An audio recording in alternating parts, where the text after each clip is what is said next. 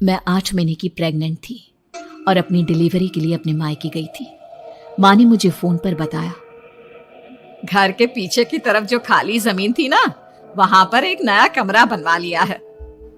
इतने सालों के बाद जैसे ही अपने घर में कदम रखा, कुछ अलग सा लगा। माँ, ये घर के पीछे की तरफ नया कमरा बनवाने की क्या जरूरत थी? अरे बेटा, घर के पीछे दूर दूर तक खाली जमीन है। तेरे पापा को कई दिनों से लग रहा था कि यहाँ पर एक कमरा बनवा लेंगे तो ताजा हवा मिल जाया करेगी। अब तो ये सब छोड़ और चल जल्दी से दूध पी ले। माँ, मैं थोड़ी देर में पी लूंगी, आप सो जाओ। मैंने दूध का गिलास उठाकर उस खिड़की में रख दिया। पता नहीं कब आंख लगी, अचानक से खिड़की के पल्लों के खड़कने की तेज आवाज आई। दूध का गिलास धड़ाम से जमीन पर आ गिरा। जमीन पर गिरते ही दूध का रंग लाल हो चुका था। मैंने खिड़की से झांक कर बाहर देखा। चारों तरफ धुप अंधेरा था। उस अंधेरे की तरफ से कुछ आवाजें आ रही थी, जैसे छोटे बच्चे आपस में खिलखिलाकर मस्ती कर रहे हो।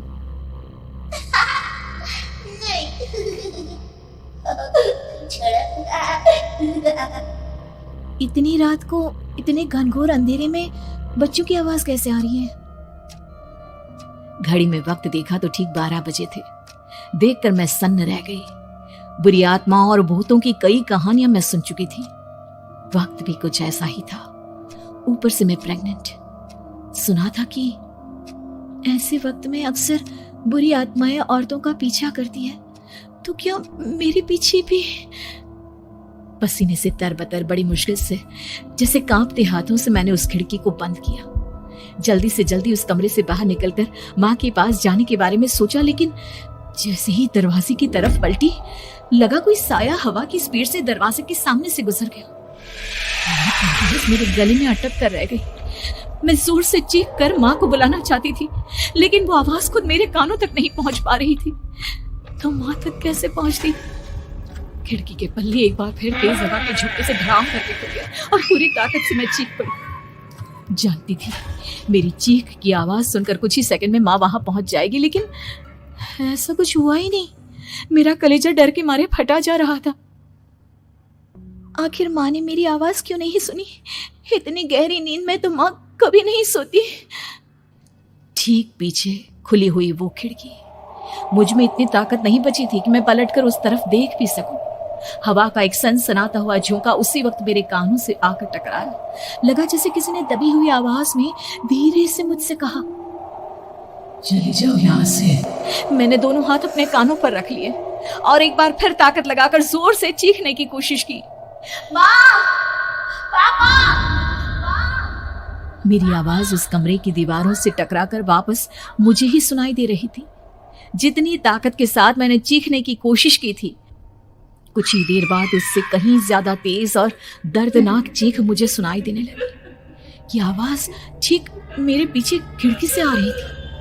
वो आवाज मेरे कानों में पिघलते हुए लोहे की तरह गिर रही थी। उन आवाजों में हैवानियत थी। वो आवाजें किसी इंसान की नहीं है, इतना मैं समझ चुकी थी। कांप रहे हाथों से मैंने अंधेरे में कुछ ढूंढने की कोशिश की। तभी अचानक मेरा हाथ बेड पर रखी टॉर्च पर पड़ा। किसी तरह ताकत लगाकर टॉर्च का बटन ऑन किया, लेकिन ये क्या? सामने दरवाजे पर 3 छोटी लड़कियां खड़ी हुई थी। उनके हाथ में स्टील के चमचमाते हुए चाकू थे। मैं घबराकर लड़खड़ाई और पीछे की तरफ हटी, लेकिन तब तक वो मेरे पास आ चुकी थी। उनकी गर्दन टेढ़ी थी और उनके हाथों के वो चाकू मेरे पेट को निशाना बनाने को तैयार। मैं जोर से चीखी, नहीं, छोड़ दो मेरे बच्चे को, मत मारो, मत मारो, छोड़ दो मेरे बच्चे को। सोनाली, सोनाली, क्या हुआ बेटा? तू इतनी डरी हुई क्यों है? उठ बेटा, क्या हुआ? हड़बड़ाकर मैंने अपनी आंखें खोली। देखा तो दिन निकल आया था। माँ मुझे जगा रही थी।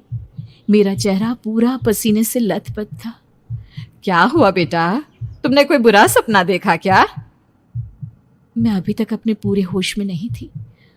वो मेरे बच्चे को मार देगी माँ। वो लड़की मेरे बच्चे को। मैंने घबराकर अपने पेट को छुआ। सब कुछ ठीक था। और वो दूध जो रात को यहाँ पर गिर गया था, उसका रंग लाल हो गया था। माँ ने हंसते हुए दूध का गिलास मुझे दिखाया। तुमने दूध पिया ही नहीं, पूरा का पूरा ऐसे ही रखा हुआ है। तुमसे कहा था ना सोनाली, सेहत के लिए लापरवाही ठीक नहीं बेटा। लेकिन मैंने तो सब कुछ अपनी खुली आंखों से देखा था। ये सपना कैसे हो सकता है?